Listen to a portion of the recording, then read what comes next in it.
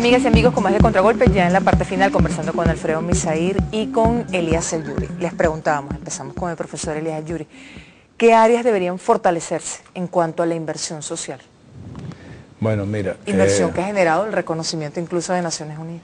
Bueno, fíjate, yo creo que el gobierno ha hecho un esfuerzo bien importante lo que es en la parte de educación y salud.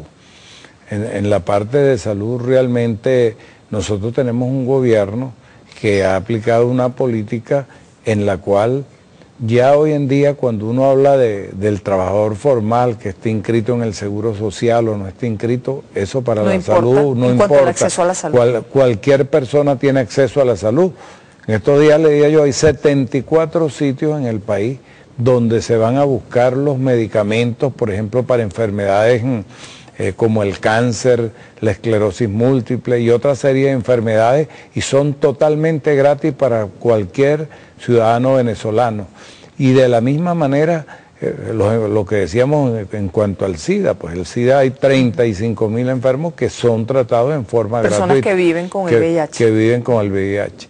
Y fíjate, eso es... ¿Usted considera que esto es una fortaleza que hay que mantener? Es una fortaleza que hay que mantener, y no solo eso, fíjate, la radiografía, resonancias magnéticas, exámenes, todo eso, tú sabes el costo que tiene eso.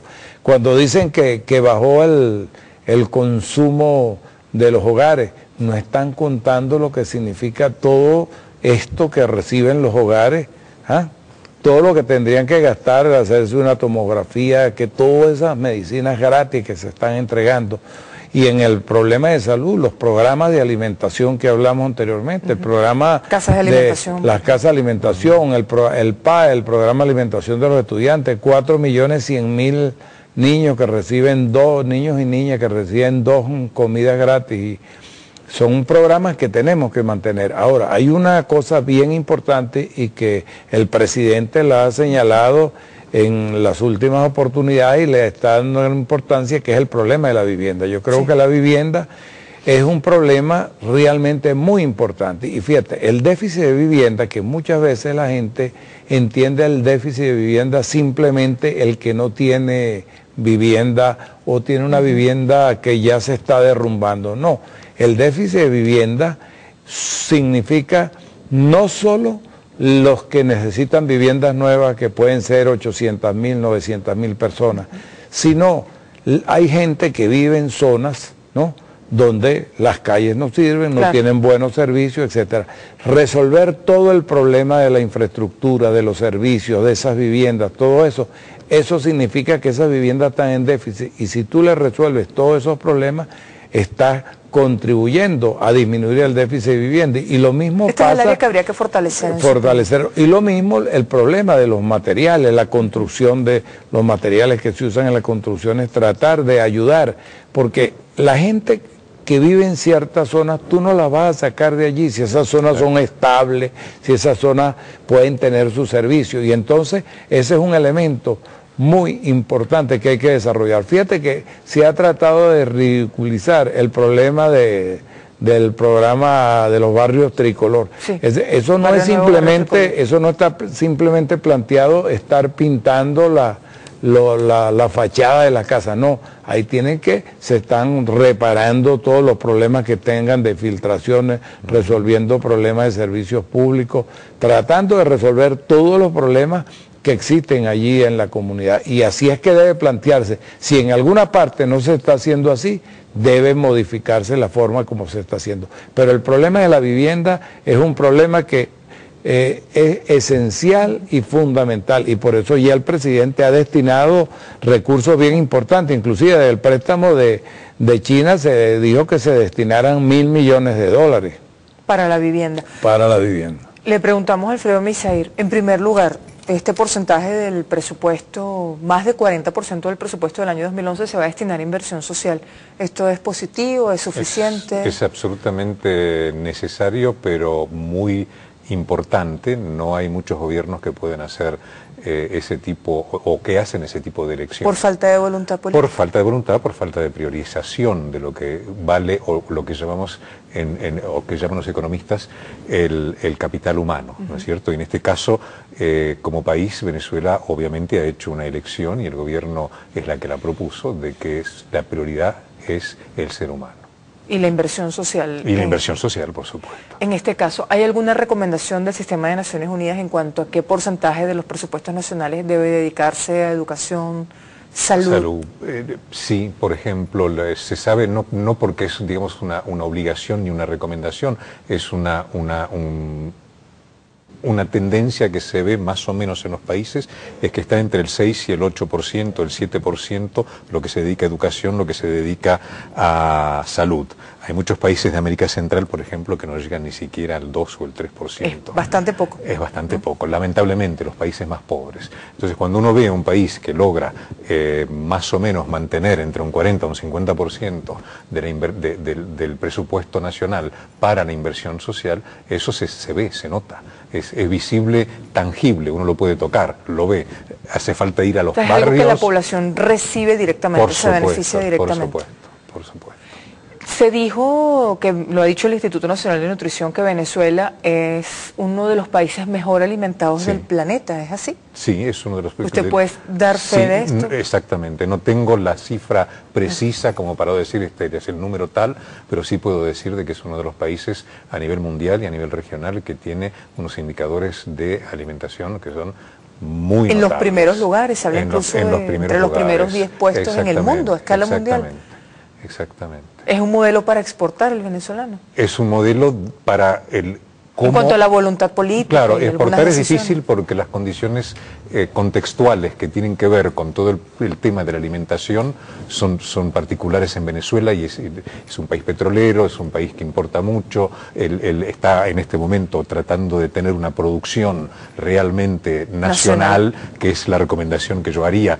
Obviamente que hay que ir por esa línea de sustitución por una producción nacional, además una recuperación, como lo están haciendo, de la cultura alimentaria, de la cultura de producción de productos locales, nacionales, algunos que hasta nos hemos olvidado de consumir, y de valorización, porque realmente son productos de buenísima calidad.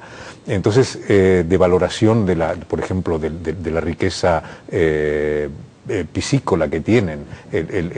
También tenemos que empezar a pensar en todo el tema de la preservación de los bosques, del uso inteligente, sostenible del recurso natural. Eso forma parte también de las estrategias alimentarias. Uno de los elementos discutidos dentro de las políticas económicas en el debate económico, y eso podría hablar más, aunque no hay tiempo ahora, profesor El Yuri como economista, es el de los subsidios. Las casas de alimentación son un subsidio directo. Sí. ¿Tiene sentido mantenerlo? Absolutamente. Con esta visión. Absolutamente. Tenemos experiencia y conocimiento y investigación hecha que las transferencias condicionadas y las no condicionadas, ambas, son sumamente oportunas y fortalecen muchísimo el capital humano. América Latina, en particular Brasil, hablemos del programa Fome Cero, que fue el original, el famoso Cristóbal Buarque, que fue ministro de Educación en la primera presidencia de Lula. Ese mismo programa se ha hecho en México, se está haciendo en Bolivia, Argentina, distintos nombres, distintas formas, pero la esencia de la transferencia condicionada en el caso, por ejemplo, que queremos o que podemos influenciar para que una madre, en vez de mandar el chico o la niña a mendigar en la calle, la mande a la escuela, lo vacune, le haga una atención y un cuidado de salud. Están funcionando. Hay millones de latinoamericanos que están gozando de eso. O sea, que lo defendería. Total y absolutamente. Y transferencias no condicionadas también. Está demostrado de que están funcionando. ¿Y deben formar parte de la política social? Tienen que formar parte de la política social, absolutamente. Aunque no es así en otros países. Y tienen que ver mucho también con todo el tema de los derechos humanos, por supuesto. El trabajo doméstico de la mujer o del hombre, no empecemos a calificar, porque hay muchos hombres que también están en casa trabajando. Hay que también que reconocerlo. Eso es una inversión que se hace al capital humano de un país. Es quizás el recurso más importante que tiene una nación. Entonces, ¿cómo lo estamos considerando que vale cero? Al contrario, En algunos países, en el mío propio, por ejemplo en la Argentina, una ama de casa se puede jubilar y recibir una jubilación. Esa es otra batalla en Venezuela. Eso está planteado. Está planteado, de hecho. Claro, también. Muchísimas gracias por acompañarnos. Nosotros, bueno, vamos a comentar las primeras páginas y a lo mejor el profesor Yuri puede hacer un comentario brevemente sobre el titular, en este caso del Correo del Orinoco. Vamos con el Correo del Orinoco. La apertura, la inversión social recibirá casi 50% del presupuesto 2011. Educación, salud, alimentación y vivienda son los sectores privilegiados en esta política. También, ya desde el punto de vista económico, pero con una alta incidencia, lo que hace posible esta política social, se mantendrá el cambio bolívar-dólar tal como se ha manejado en este año. Nos vamos rápidamente con la primera página del diario Ciudad Caracas, de circulación gratuita en el área metropolitana. Unas declaraciones del presidente Hugo Chávez desde Damasco, capital de Siria. El reactor nuclear será chiquito y sin uso militar. Esta es la respuesta del presidente Chávez al presidente de Estados Unidos, Barack Obama, quien hizo un comentario con respecto a la decisión venezolana de construir un reactor nuclear con fines pacíficos, con fines de generación energética, solamente con el apoyo del gobierno de Rusia. Profesor, creo que nos podemos tomar un minutito, hechos los comentarios, nos dice nuestro coordinador que sí, para la reflexión sobre el presupuesto y sobre el énfasis en lo social, y en este caso vinculándolo con el reactor nuclear, porque ya hay sectores que dicen se justifica, no se justifica. ¿Un reactor nuclear es inversión social también?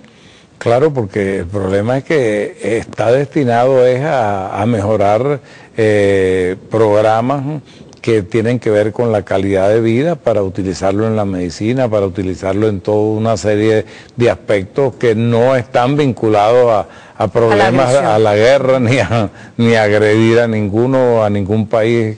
Así que yo creo que es una inversión que se justifica desde el punto de vista como se justifica el satélite Simón Bolívar, que bueno, va a cobrar cada día una importancia mayor en toda una serie de aspectos de la medicina y de la cartografía y de toda otra serie de cuestiones bien importantes que se pueden desarrollar. Ahora, creo que este presupuesto lo que hace es ratificar la política que viene teniendo el gobierno venezolano, y en la exposición de motivos de ese presupuesto están plasmadas toda una serie de ideas que tienen que servirnos de marco, que hay que discutirla, claro, que hay que enriquecerla, que venga un debate, enriquecerla, pero es una base muy importante para avanzar en el proceso de transformación de nuestro país, y donde como centro se tiene la política dirigida hacia el ser humano y avanzar hacia una sociedad diferente,